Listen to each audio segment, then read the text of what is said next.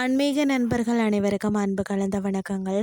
இன்றைக்கு நாங்கள் ஆன்மீகம் சம்பந்தமான பதிவில் ஒரே திவ்ய தேசம் 3 பேராலயங்கள் தஞ்சை மாமணி கோயிலின் மகாத்மியத்தை பற்றி பார்க்கலாமா வாங்க. தஞ்சாவூர்னு சொன்னாலே நம்மளுடைய நினைவுக்கு வருவது பெரிய கோயில் தான். ஆனால் வைணவ திருத்தலங்களில் மிக முக்கியமானது தஞ்சை வெண்ணாற்றங்கரையில் அமைந்துள்ள தஞ்சை மாமணி கோயில் தான். 108 திவ்ய தேசங்களில் 20வது தலமாக தான் இது இருக்கிறது. இந்த தலத்தின் வியக்கத்தக்க சிறப்புகளை பார்த்தீங்கன்னு சொன்னால், ஒரே திவ்ய தேசமாக 3 கோயில்கள். பொதுவாக ஒரு திவ்ய தேசம் என்பது ஒரு கோயிலை குறிக்கும்.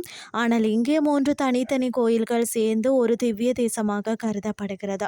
அருள்மிகு நீலமேக பெருமாள் திருக்கோயில், அது மட்டும் இல்லாமல் அருள்மிகு மணிக்குன்ற பெருமாள் திருக்கோயில், அருள்மிகு வீர நரசிம்ம பெருமாள் திருக்கோயில், திருமங்கை ஆழ்வார், நம்மாழ்வார் மற்றும் பூதாழ்வார் ஆகிய மூவராலும் அதாவது மங்களாசாசனம் செய்யப்பட்ட பெருமை மிக்க தலமாக தான் இது இருக்கிறது. 5 நரசிம்ம கோலங்கள். பஞ்ச நரசிம்மர் தலம். நரசிம்ம பக்தர்களுக்கு இது ஒரு சொர்க்கம் என்றே சொல்லலாம். வீர நரசிம்மர் கோயிலில் 5 விதமான நரசிம்மர் வடிவங்களை நாம் தரிசிக்கலாம். வீர நரசிம்மர் பார்த்திங்கன்னா கருவறையில் கம்பீரமாக வீற்றிருக்கும் மூலவர். யோக நரசிம்மரை பொறுத்த வரைக்கும் முன் மண்டபத்தில் தியான கோலத்தில் அருள்பவர். லக்ஷ்மி நரசிம்மரை பொறுத்த வரைக்கும் பிரகாரத்தில் தாயாருடன் அனுக்கிரக கோலத்தில் இருப்பவர். அதே மாதிரி அபயவரத நரசிம்மர் ஆலய விமானத்தில் காட்சி அளிப்பவர். அதே மாதிரி பார்த்திங்கன்னா கம்பத்தடி யோக நரசிம்மர் தான் தாயார் சந்நிதி தூணில் நுணுக்கமான சிற்பமாக திகழ்பவர். தலத்தின் தனி சிறப்புகள். வலவந்தை நரசிம்மர். பொதுவாக தாயார் பெருமாளின் இடதுபுறம் அமர்ந்திருப்பார்.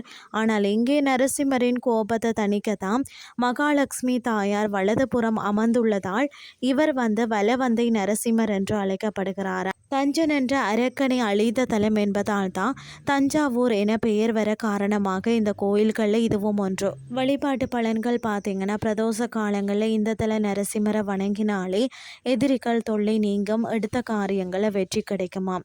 குறிப்பாக மன அமைதி தேடுபவர்களுக்கும் கடன் தொல்லைகளால் அவதிப்படுறவங்களுக்கும் இந்த தலம் ஒரு சிறந்த பரிகார தலமாகவும் இருக்கிறதாம். இத்தனை சிறப்புகள் வாய்ந்த இந்த ஆன்மீக பொக்கிஷத்தை அடுத்த முறை தஞ்சாவூர் செல்லும் போது தரிசிக்க தவறாதீர்கள். இன்றைய ஆன்மீகம் சார்ந்த பதிவு உங்களுக்கும் பிரயோசனமாக அமைஞ்சிருக்கும்னு சொல்லி நானும் நம்புகிறேன். இதே மாதிரி மற்றொரு ஆன்மீகம் சார்ந்த பதிவோடு உங்களை சந்திக்கிறேன். நன்றி.